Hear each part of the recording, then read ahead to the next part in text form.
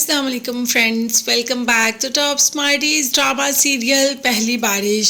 behzad समझ ही नहीं पा रहा कि आखिर मलिहा ऐसा क्यों कर रही है, मगर वो ये तो जानता है कि इसके पीछे कोई बहुत बड़ी वजह है, नहीं तो मलिहा ऐसा कदम कभी भी ना उठाती। मलिहा और behzad ने कितना इंतज़ार किया इस लम्हे का, और आज जब वो लम्हा इतने करीब है तो मलिहा मुंह क्यों फेर रही है। behzad इस बात की हकीकत जानना चाहता है, इसीलिए तो मलिहा से पूछ लेता है कि तुम आखिर ऐसा क्यों कर रही हो। अब तो अम्मी भी हमारे रिश्ते के लिए मान गई, मगर मलिहा किसी को हकीकत बताना ही नहीं चाहती। दरअसल वो अपनी वजह से किसी को भी परेशान करना नहीं चाहती, इसीलिए behzad को भी टाल देती है कि मैंने कहा कि पहले निम्रा की शादी होगी, उसके बाद ही हमारी शादी होगी।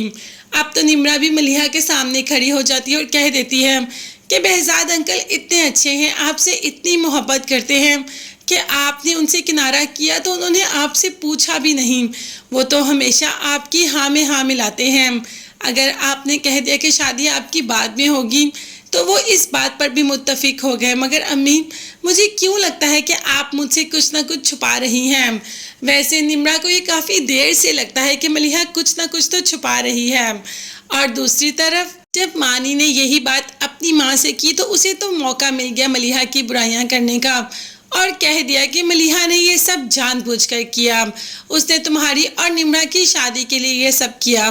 पहले उसने तुम्हारी और निम्रा की शादी करवाने के लिए behzad से ताल्लुकात बनाए, और जब तुम लोगों की शादी होने लगी, डेट फिक्स होगी तो खुद कहानी से निकल गई, जबकि ये तो मानी भी जानता है कि ऐसा कुछ भी नहीं, इसके पीछे कोई ना कोई ठोस वजह ज़रूर है जो कि मलिहा किसी को बताना नहीं चाहती और किसी से भी शेयर करना नहीं चाहती। मगर हाँ, एक लेटर ज़रूर behzad को लिख देती है, जिस पर लिख देती है कि अब वो कभी भी इस दुनिया में वापस नहीं आएगी। मतलब वो ये दुनिया behzad की और हाशिर भाई की और निम्रा की सबको छोड़कर कहीं और जा रही है और वो कभी भी वापस नहीं आएगी, तो उसे ढूंढने की भी कोशिश मत करना।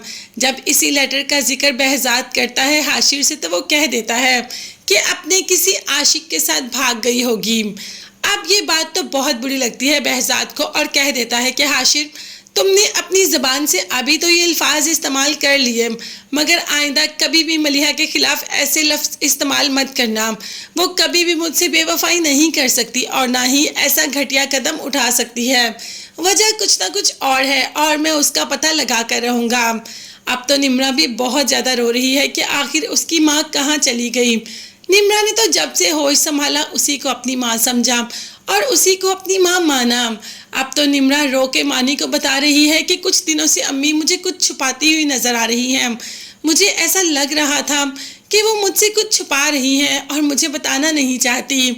शायद वो मुझे इस घर में भी इसी वजह से लेकर आई कि मुझे इस घर में छोड़कर वो सुकून से यहाँ से जा सके। और देखो, जब मैं इस घर में सेट हो गई या उनके साथ इस घर में रहना शुरू कर दिया तो वो आराम से इस घर से चली गई। मुझे किसके सहारे छोड़ के गई हैं, उनके बगैर तो मैं बिल्कुल भी नहीं रह सकती। और मलिहा इस वजह से वहाँ से चली आई कि वो अपनी बीमारी का बताकर सब पर बोझ नहीं बनना चाहती। वो खुद ही हॉस्पिटल में एडमिट होकर अपना इलाज करवाएगी।